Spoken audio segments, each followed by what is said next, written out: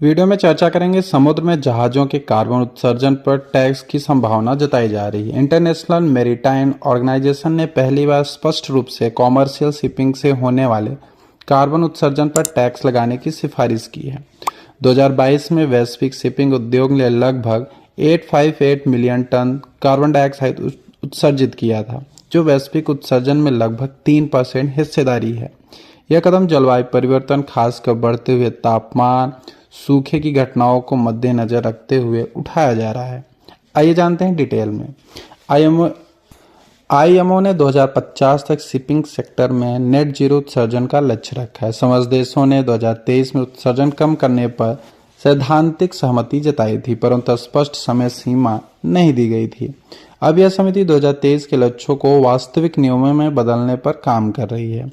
Tax का उद्देश्य क्या है? ये टैक्स क्यों जरूरी है? ग्रीन हाउस गैस में जो उत्सर्जन हो रहा है उसको कम करने के लिए सबको मोटिवेट करना, स्वच्छ ईंधन यानी ग्रीन एनर्जी का यूज करना, शिपिंग सेक्टर में प्राप्त राजस्व का उपयोग विकासशील देशों के हरित शिपिंग की ओर ले जाने। जो देश नहीं इसमें ग्रीन एनर्जी का यूज कर पा रहे हैं, यह टैक्स उनके लिए, डेवलपिंग के लिए काम करेगा।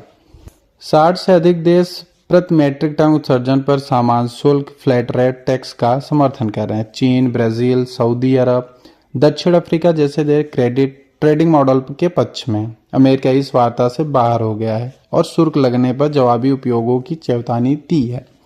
इंटरनेशनल चैम्बर ऑफ शिपिंग ने टैक्स का समर्थन किया है, जो ऊर्जा संरक्षण को तेजी से प्रभावित करने के लिए बताया जा रहा है।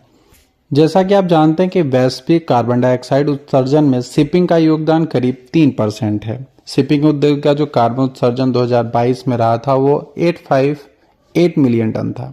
टैक्स लागू होने की जो संभावना तिथि है वो अक्टूबर 2025 में स्वीकृति मिलेगी और यह लागू हो सकता है 2027 से। वैश्विक व्यापार में शिपिंग का जो योगदान है वह करीब 80% है। इस टैक्स में क्या क्या चुनौतियां हैं, आइए जानते हैं। शिपिंग उद्योग में अभी भी जीवाश्म ईंधन पर निर्भर है। ग्रीन ईंधन जैसे हाइड्रोजन, अमोनिया, ई मिथेनॉल महंगे और सीमित उपलब्ध हैं, मतलब इनकी उपलब्धता बहुत कम है। ई फ्यूल की आपूर्ति और इंफ्रास्ट्रक्चर को डेवलप करने में समय और इसमें निवेश भी लगेगा। इंटरनेशनल मैरीटाइम ऑर्गेनाइजेशन की स्थापना 1948 में हुआ था। यह लंदन, यूके में इसका मुख्यालय है। सदस्य इसके 175 देश, जिसमें भारत संस्थापक सदस्य है। भाषाएं इसमें अंग्रेजी, फ्रेंच, स्पेनिश, अरबी, चीन और रूसी है। इसका उद्देश्य है कि अंतर्राष्ट्रीय शिपिंग को सुरक्षित, सुव्यवस्थित और पर्यावरण संवेदनशील बनाना है। समुद्री प्रदूषण और जीएचजी उत्सर्जन को कम करना है।